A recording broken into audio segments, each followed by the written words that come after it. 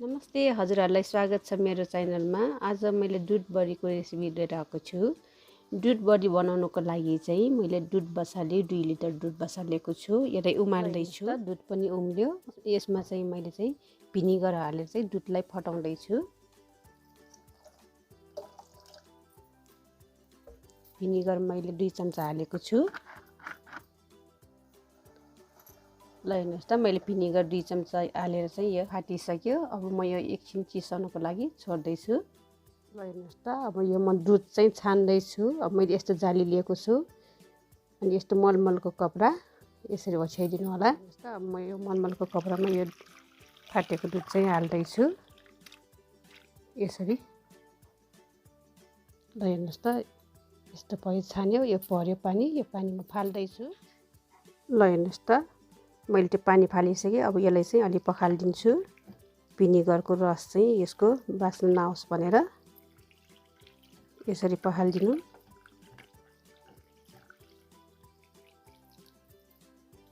ल हेर्नुहोस् त, छानिसक्यो। अब यसरी यो दुधलाई यसरी पनिरलाई चाहिँ यसरी निचार्दिनु होला। बेस गरी यसरी निचार्नु होला। यसरी निचार्दिनु बेस गरी। अनि यसलाई एकछिन यसरी बानेर 5 मिनेट जति यसरी बानेर राख्नु होला। यसरी मिनट पनि भयो। म यो अब खोलेर हेर्छु। ल हेर्नुहोस् त, यस्तो पर्छ। अब यसलाई फुटाउँछु डल्लोलाई। ल हेर्नुहोस् त, अब यो डल्लोलाई म फुटाउँदैछु यो पनिरलाई। ल हेर्नुहोस् त, यसरी। ल हेर्नुहोस् त, सबै फुटाइसकेँ। अब यसलाई चाहिँ मैदा मुसेको जस्तो गरेर मुस्नुपर्छ यसरी।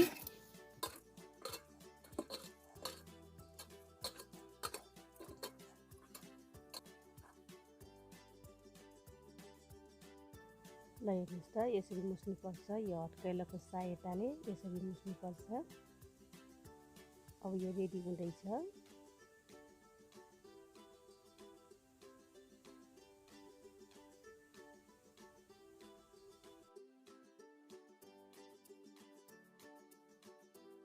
ल हेर्नुहोस् त, यो डो रेडी भयो। अब यो डोको चाहिँ मैले चाहिँ अब दुध बडीको लागि चाहिँ गोलो सेपको बनाउँदैछु। हजुरहरूलाई के इच्छा लाग्छ, अब गोलो मनपर्छ कि लाम्ची मनपर्छ कि हजुरहरूको इच्छाले बनाउन सक्नुहुन्छ। म चाहिँ गोलो बनाउँदैछु दुध बडीको लागि।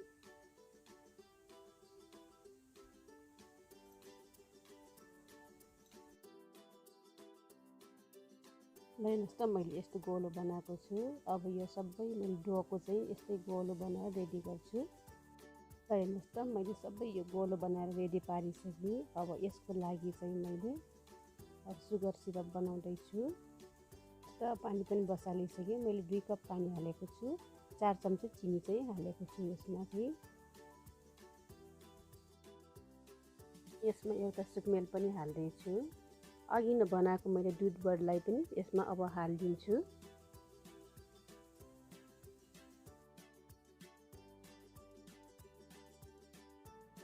ल हेर्नुहोस् त, मैले सबै राखिसकेँ यसमा चाहिँ। अब यो चाहिँ म 15 मिनट जति चाहिँ म राख्छु। अनि यो चाहिँ फुलेर चाहिँ डबल साइजको हुन्छ। हेर्नुहोस् त, यो बोइल पनि आइसक्यो, डबल साइजको पनि आइसक्यो। यो रेडी भयो। अब म चिसाउनको लागि चाहिँ यसलाई छोडिदिन्छु। यसो राखेर यसलाई निचार्छु, यस्तो ठ्याप्छु पारिदिन्छु।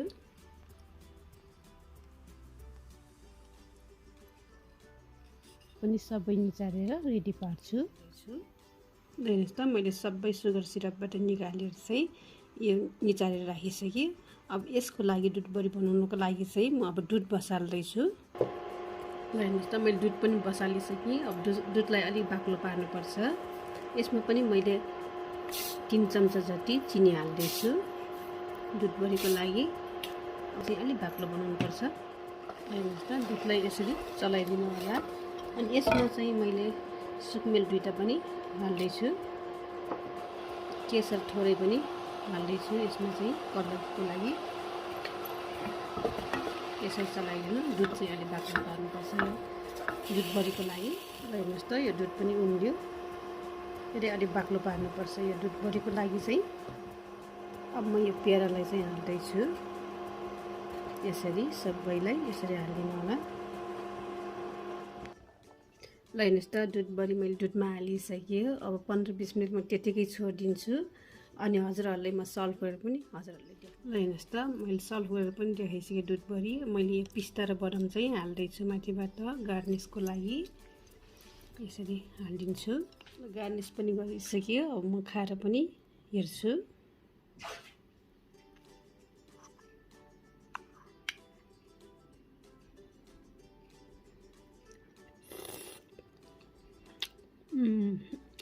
एकदमै टेस्टी।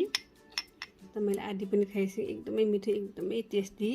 हजुरहरूले पनि घरमा यस्तै गरेर दुधबरी बनाएर खानु होला। मेरो भिडियो मन परेमा लाइक, शेयर, सब्सक्राइब गर्न चाहिँ नभुल्नु होला।